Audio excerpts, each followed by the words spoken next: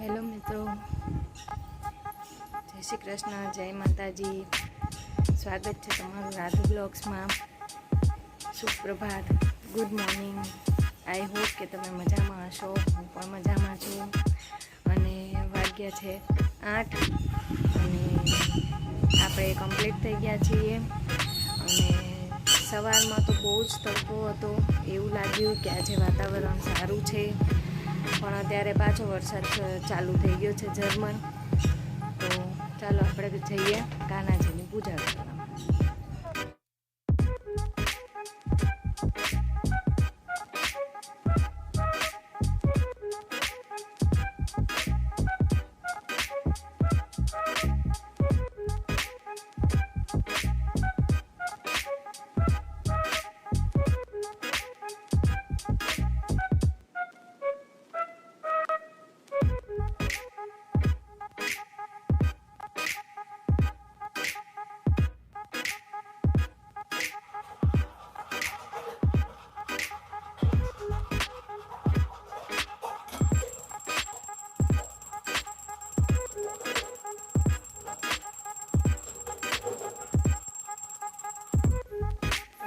પૂજા પાઠ ને બધું થઈ ગયું છે અને બસ કાનાજીને દૂધ પણ ધરાઈ ગયું છે. અને મમ્મી આવી ગયા છે મંદિરે. મમ્મી જઈ આવ્યા મંદિરે સવારમાં. જય શ્રી કૃષ્ણ, જય માતાજી. આ મંદિરે જઈ આવ્યા. રોજ સવારમાં મંદિરે જવું સારું છે. શ્રાવણ મહિનો ચાલે છે, પાઠ પૂજા કરવા જોઈએ, રોજ જવું જોઈએ એમ ને? હા, એટલે બધાને મમ્મી તો રોજે જાય છે. મંદિરે તો જવું જ જોઈએ. શ્રાવણ મહિનો ચાલે છે તો મંદિરે જવાનું, પૂજા પાઠ કરવાના. એટલે જ ને, મંદિરે તો જવું જ જોઈએ. મંદિરે તો ડેલી જાય છે મમ્મીને તો એવો નિયમ છે કે દરરોજ જવાનું મહાદેવજીના મંદિરે. તો એ ડેલી મંદિરે જાય છે. તો હવે આપણા લેડીઝનું જે રૂટીન કામ હોય એ બધું કરશું. મારા દેરાણી ધોવે છે કપડાં અને આપણે કરીએ છીએ નાસ્તાની તૈયારી. તો ચાલો નાસ્તાની તૈયારી કરીએ. તો ચાલો, થઈ ગયો છે નાસ્તો. નાસ્તામાં છે ભાખરી, ચેવડો, ઘઉંની પૂરી ને મેંદાની પૂરી ને ચા. અને બધા બેસી ગયા છે ચા નાસ્તો કરવા. ચાલો બધા ચા નાસ્તો કરવા. તો થઈ ગયા છે 10:30 અને ચા નાસ્તો બધું પતી ગયું છે. કાનો સૂતો તો, કાનો સૂઈને જાગી ગયો છે. કાનું, જય શ્રી કૃષ્ણ, જય માતાજી કરો બધાને. કરો, જય શ્રી કૃષ્ણ, જય માતાજી, રાધે રાધે, રાધે રાધે, હર હર મહાદેવ, હર હર મહાદેવ કરો. તો પતિદેવ પણ જાગી ગયા છે, એમને નાઈ લીધું છે. Good morning. અને બસ હવે એમને ચા નાસ્તાની આપશું અને એ જશે જોબ ઉપર અને આપણે કરશું કામ.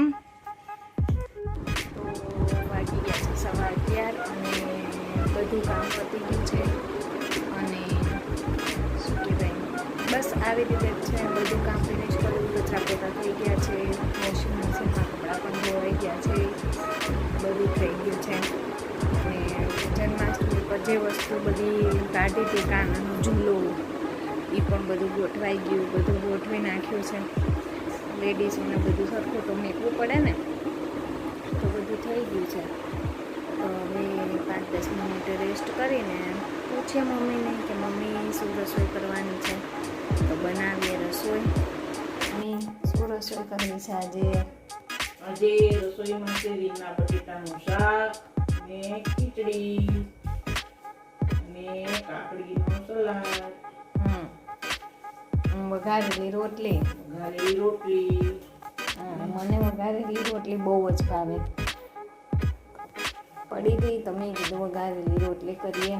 તો ચાલો રસોઈ થઈ જાય પછી મળીએ. તો બસ રેડી છે રોટલીનું શાક, છાશ,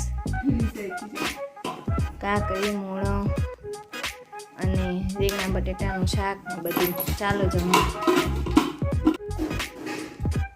જોવો મમ્મી બંછુને જમાડે છે અને કાનું જો તોફાન કરે છે. જો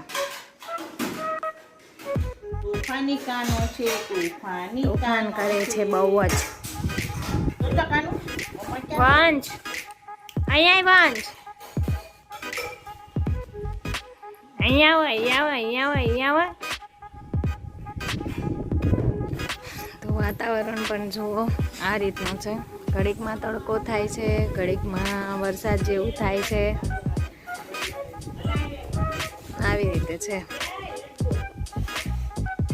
તો વાગી ગયા છે અઢી અને મેં કાનુને નવડાવી દીધો છે, રેડી કરી દીધો છે. એને મકાનું મેં કરી લીધું મમ્મા જોડે.